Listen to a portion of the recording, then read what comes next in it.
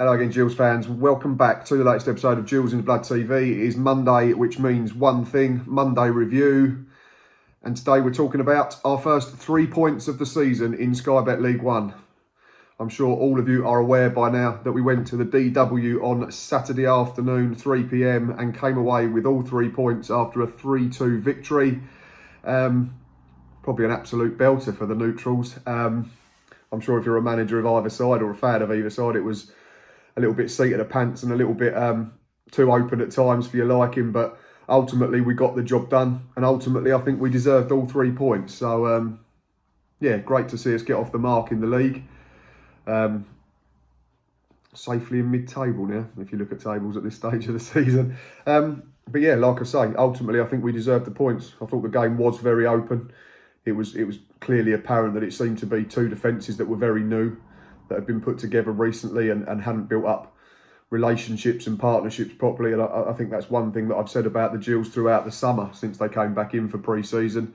And it's something that is still happening to a degree. It was better at the weekend, but there were still times where we looked very shaky. I think the first goal's a good example of that. The ball gets played in. Okay, Conor Ogilvie gets done for pace. You can't help that. There's a question mark over whether the ball's gone out of play looking back at the highlights now, something I didn't spot on the match day live. Incidentally, thank you to everyone who has watched that. We know it's very alien and we wasn't sure how it was going to be taken. But yeah, I think we're up to around 500 views. So I appreciate everybody who's watched it, liked it, shared it, retweeted it, commented on it for effectively an episode of Football Gogglebox. But yeah, back to the first goal. I didn't realise at the time that the ball may have gone out of play. If you look at the highlights on YouTube on the club's channel, you can see Conor Ogilvie remonstrating with the official. But after that, we probably should do better. Christian Magoma doesn't do enough, sort of hangs a leg out rather than getting his body in front of Joe Garner. And we know a player of his quality and of his experience at this level only needs one chance, and he took it. And in fairness to Garner, it's a really good finish on the volley. And Jack Bonham's got absolutely no chance. And you thought, oh no, here we go. Young side, especially through the spine, the most vital area. How would we react? Well, we reacted absolutely superbly, which was brilliant. And all 3 of our goals were really good. And the first one's decent. I think there's 3 little nice passes. I think it comes back to Conor Ogilvie and he clips it in towards Verdane Oliver, who gets a really good flick. And from there, I need to apologise to Jordan Graham, because on the match day live, I said I thought he'd had a touch and it had hit the defender and dropped at his feet and he'd had a bit of luck. But looking back again at the highlights, I've done him a huge disservice. Defender doesn't touch it.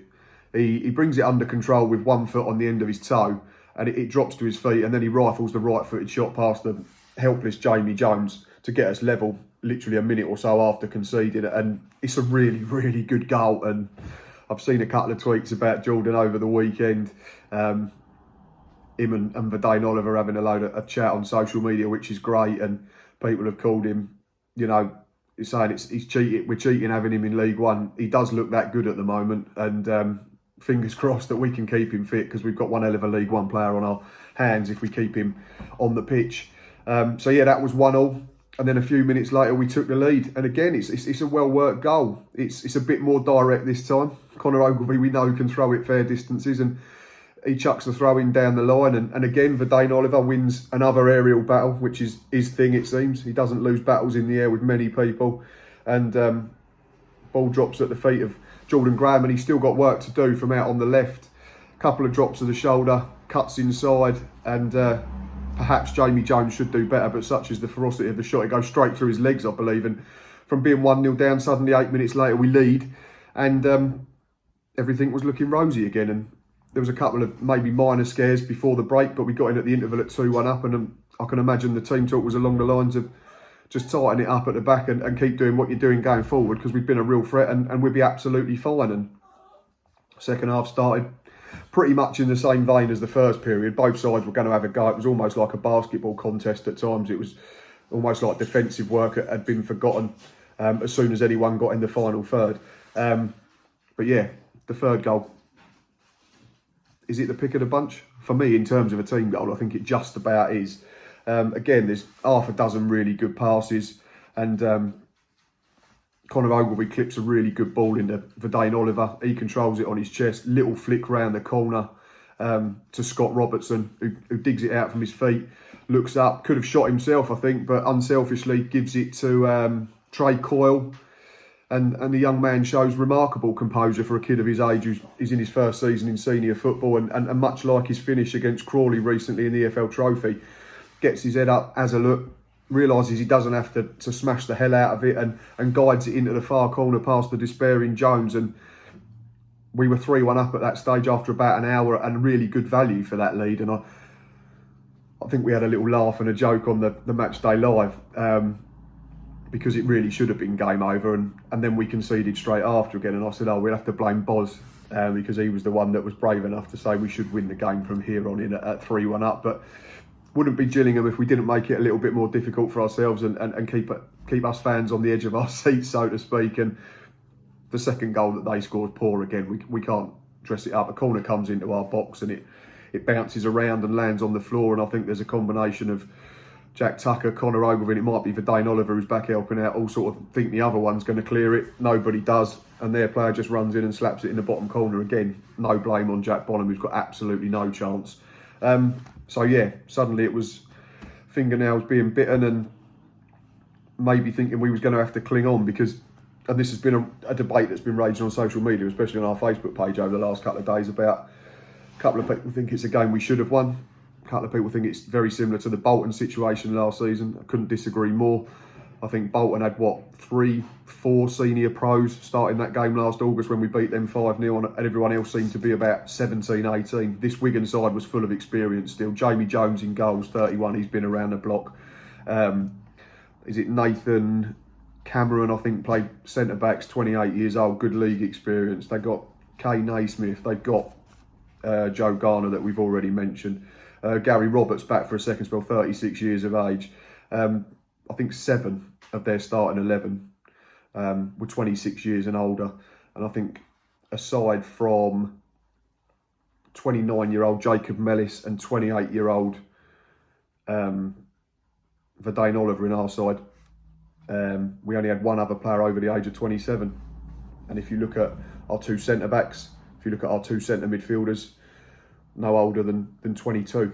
So I think I did mention on our Facebook page, because I did a little bit of research, I think their average age of their starting 11 was about 4 years older than ours. So I don't buy into this, we should win it because we had a more experienced side. I think, frankly, that's rubbish, and I think that's detriment to us. I think we put in a very good performance against a Wigan side that we know's had the heart ripped out of it through no fault of their own. And I think, as any football fan would say, we hope they get sorted out and they get bought out and they can continue to flourish and come out of this situation stronger. But I don't think anyone in their right mind can say we should beat Wigan just because of what's going on. They still had good League One players and they still had good League One experience. And I think someone commented and said that they had probably about 1,000 more league appearances in their starting 11 than we did. So just celebrate the wins, I think, is what I'm saying a little bit.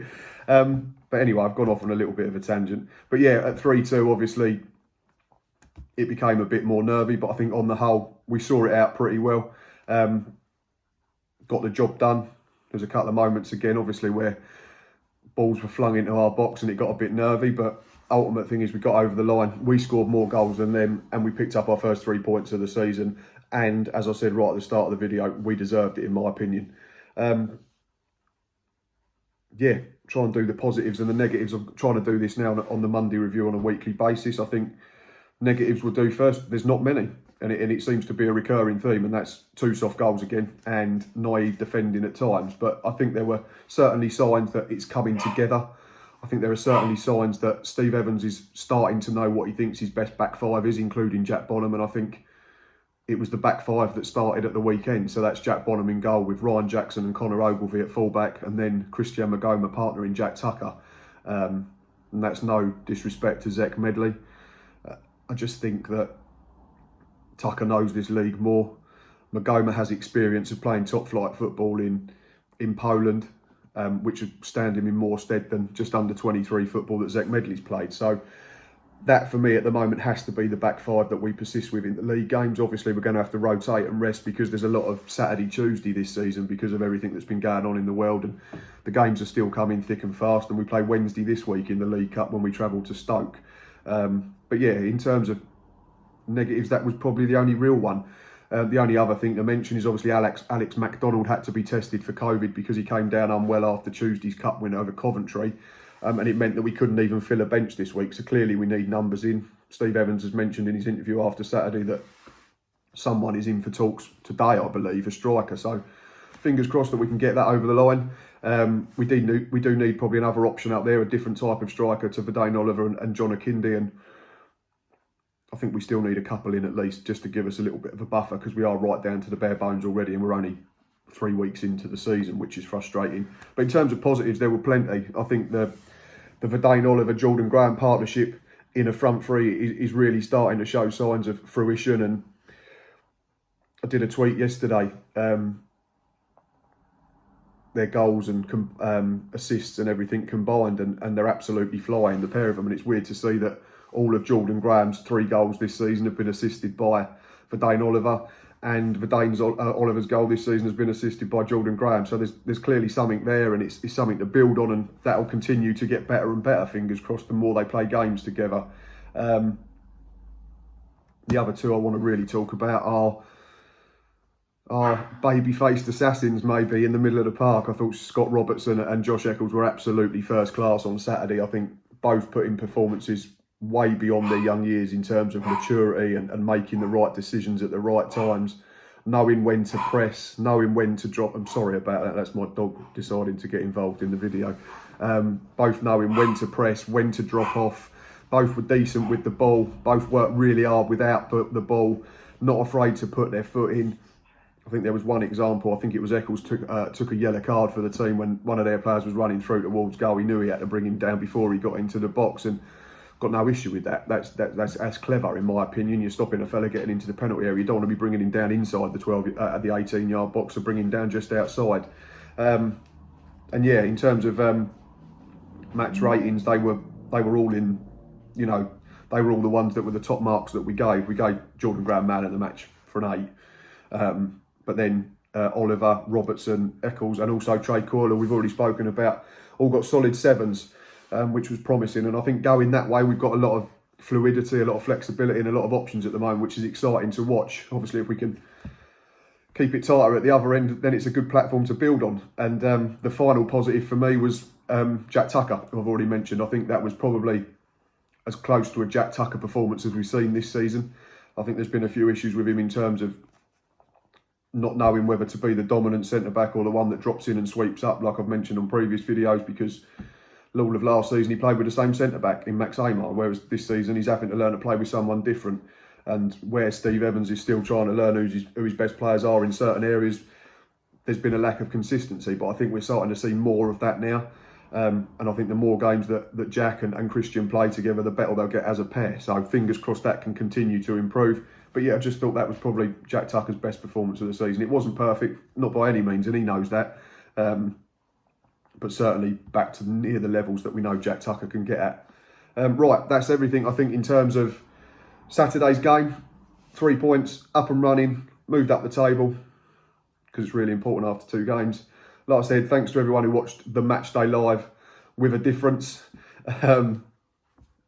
As we tweeted, we're working with what we've got at the moment while we can't get into ground. So we'll try and get something out after every match if possible.